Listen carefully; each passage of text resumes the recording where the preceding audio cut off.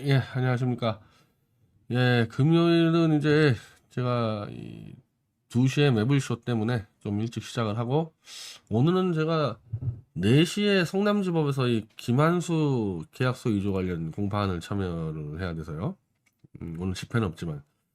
그리고 2시에 이 JTBC 태블릿 반환 소송 2심 선고가 나오는데, 매블쇼 진행하는 과정에서 이 결과를 얻을 수 있을지 모르겠어요. 우리 뭐 기자가 현장에 가 있을 테니까 저한테 문자를 보내주면은 뭐 바로 될 수도 있겠죠. 예. 그래서 오늘은 좀 이낙연 문제를 좀 짚어 놓으려고 그래요. 어, 의외로 이 민주당 지지자나 논객은 이낙연이는 이미 끝났다. 자기들의 희망사항을 그냥 이렇게 믿고 싶어 하는 게 있는데, 끝난 인간이 이렇게 해집고 다닙니까? 글쎄, 민주당 지지층 내에서는 지지율이 미미할 수 있는데, 지금 이 민주당 기득권 세력 분포나 이 조중동 플러스 저는 뭐 한결의 경향까지 포함되는 이 언론 썩은 기득권들은 상당수가 지금 이낙연으로 지금 몰려 있는 거가 훤히 보이는데, 그리고 이낙연이는 지금 그럼 왜 이렇게 설치고 다니느냐? 이미 저는 어떠한 여권발 정보를 갖고 이재명의 이 구속 낙마를 확신하는 과정에서 자기가 이제 이른바 민주당의 당권을 먹기 위한 사전 정치 작업을 하고 있다고 보거든요. 그래서 김대중도 팔고 다니고, 이렇게 하고 다녀요. 근데 굉장히 문제가 터졌었죠. 이낙연이 이 비공개 만찬 회동에서 민주당 당대표 출신 중에 나 말고 다 박살나지 않았냐? 강서지역 호남 향후의 간부.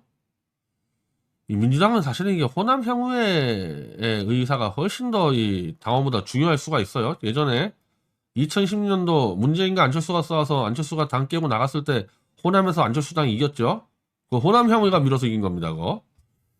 지금 이낙연이가 지금 호남 향후를 만나고 있다는 것은 호남 향후회를 돌려 세운다. 사실 이거는 지금 송영길 대표 쪽도 마찬가지인데 이재명이 영남 TK이기 때문에 이재명에 대해서 민주당의 호남 측이 충성도가 극히 낮을 수밖에 없죠. 그걸 지금 노리고 이낙연이 호남 향후회를 지금 장악해 들어가고 있는 거거든요.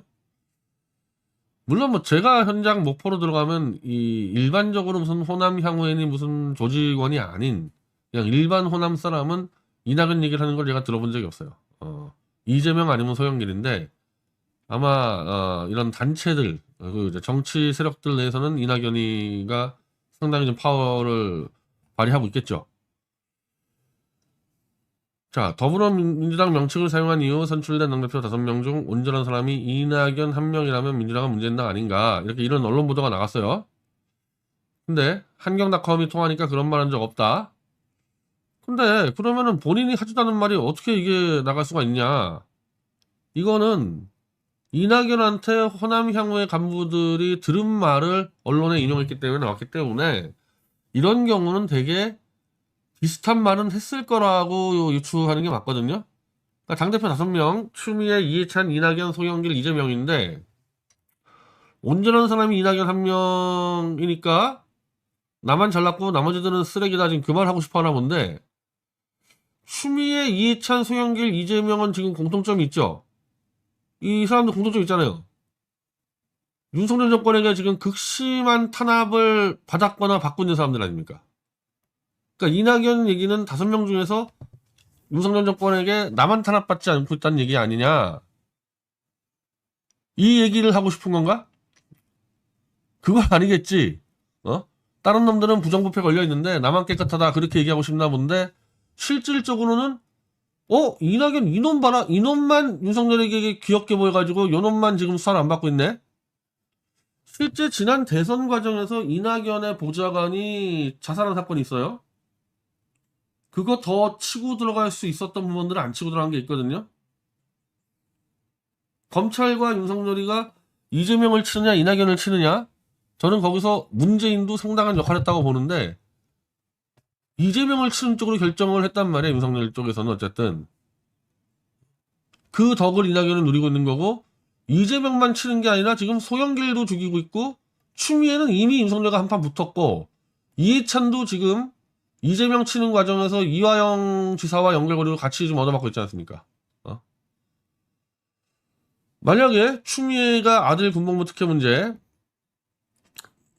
저는 이게 제가 카투사였기 때문에 이 부분은 정말 제가 잘 아는데, 이상한 절차를 밟긴 밟았다 해도 그게 무슨 어디 무슨 뭐 최전방에 있는 것을 무슨 어디 용산으로 뺀 것도 아니고 휴가 문제를 약간 더한 거 가지고 무슨 추미애 엄청난 비리인 것처럼 몰고 간다는, 이게 형사처벌거리가 돼요? 이게 추미애에 대해서? 군대 내에서의 휴가를 좀 더 쓴 문제 같고, 이해찬은 지금 쌍방울 대구성 연루 이쪽에 이화영까지 엮어버렸고요. 소영길 돈봉투, 이재명 지금 뭐 전방위. 그러면은 우리는 반대로 물어봐야지. 왜 이낙연은 수사 안 하냐? 이낙연은 걸린 게 없냐? 아니라니까. 이낙연도 요 문제 때문에 보좌관이 그 비서가가 그냥 자살해가지고 심각한 문제가 있었어요. 근데 이낙연 쪽으로는 수사가 들어가지 않고 있다. 자, 그리고 이낙연이가 이제 이 호남에 가면은 김대중을 패고 다니는데, 이 호남에 들어가서 윤석열의 윤자를 꺼내지 않고 있어요. 김대중을 이름을 팔고 있는데, 제가 그 김대중을 크게 두 가지 시기로 나누면, 하나는 이 민주화 투사 때 하나고, 두 번째는 집권하는 과정에서의 이른바 DJP 연합. 그러니까 투사 김대중이 좀 통합적인 김대중으로 바뀌는 그런 시기가 있는데, 지금 이 시점이 과연 어떤 김대중을 팔아야 될 시점입니까? 감옥 끌려가고 납치당해가지고 저 일본 바다에 버려질 뻔하고 그런 김대중을 내세워야 될 텐데, 지금 그런 얘기를 전혀 없고 통합의 지도자가 절실한 시기, 여야 정당이 극단으로 치닫고 정권이 바뀌면 모든 정책이 뒤집어지는 국가기관까지 털어놓는 험악한 시대라고 얘기하면, 이런 짓거리를 하는 윤석열 독재 정권 타도라고 말을 해야 되는데, 여기서는 갑자기 한 두세 단계를 뛰어넘고 그냥 통합의 지도자로 간다. 그리고 김대중에 대해서도 아까 말한 대로 감옥 가고 일본 바다에 버려지는 그런 김대중을 얘기하지 않고, IT 산업을 키웠던 미래지향적인 해양 국민 통합을 완전히 다르게 얘기하죠. 지금 이 S 호남까지 가가지고 윤석열의 윤자도 안 꺼내고 들어왔습니다. 이게 지금 유일하게 이낙연 이자가 말한 대로 왜 민주당 대표 중에서 나만 이렇게 안전하지? 이것과 이낙연이가 호남 들어가서 윤석열의 윤자도 안 꺼내는 부분이 관계가 없습니까? 깊이 관계 있어 보이는데, 한마디로 친윤석열 어용야당 지도자. 1980년대에 전두환 정권이 만들어낸 어용야당 민한당. 지금 딱 민한당 스타일로 가는 거거든, 이거 지금 이낙연이가. 그리고 그 당시 민한당을 창당할 때 김대중, 김영삼을 묶어놨죠. 김영삼, 김대중을 정치금지로 묶어놓은 상태에서 이 어용야당 민한당을 만들어서 이제 끌고 갔는데, 어찌 보면 지금 하는 직들이 이재명이 지금 구속시키는 거고, 소영길 대표도 뭐 거의 구속 초일기죠. 형무소에 한 발 담그고 있는 사람 아닙니까, 송 대표는? 그 나머지 추미애, 이해찬 다 손발 묶어놓고 어용야당 인사 이낙연을 민주당의 당대표로 만들어놔서 여당도 야당도 없이 주로 70대 80대 이 노인들이 죽을 때까지 해먹는, 검찰과 함께 그런 체제를 만들려는 거 아니냐는 거예요. 하여튼 이낙연이가 나와서 떠들어대는 데 있어서 윤석열의 윤자도 안 나와. 이 사람은 야당 인사라는 사람이 윤석열 윤자도 안 꺼내고 있어요. 그러면은 이낙연이 과연 민주당을 장악할 수 있느냐? 일단 이렇게 봅시다.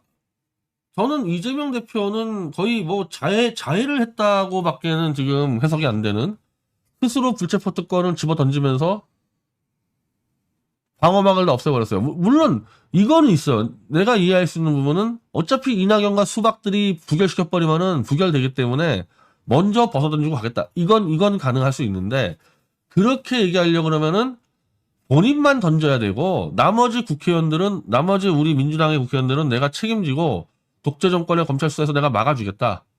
모든 이 윤석열 정권에서의 민주당 정치인의 수사는 다 정치 보복이다. 그랬으면은 문제가 안 되거든요.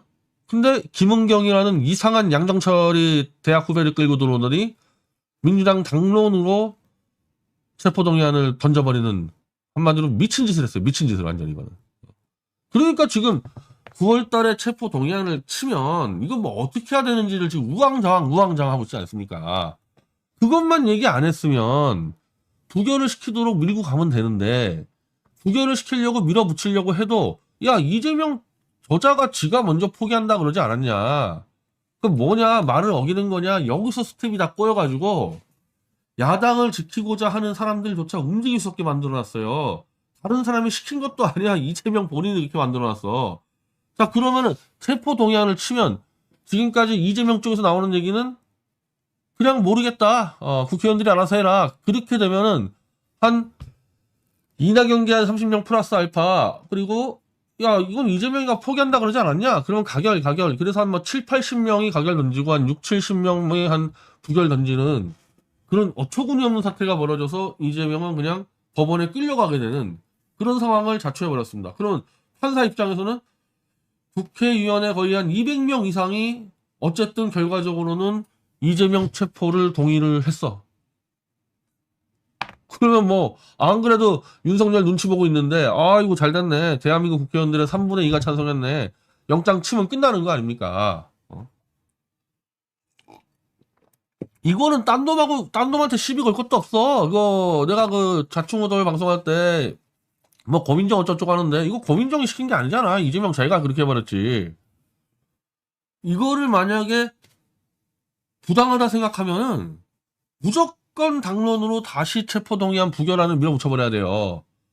혁신안에 나온 대로 부당한 체포동의안은 부결시킬 수 있다, 그런 뉘앙스가 있잖아요. 그럼 이건 부당하니까 부결시키자기 밀고 가야 되는데 그걸 누가 얘기해야 되냐? 그거 이재명이 얘기해야 되는 거야. 딴 사람 얘기해봐야 이거 아무 힘이 없어요.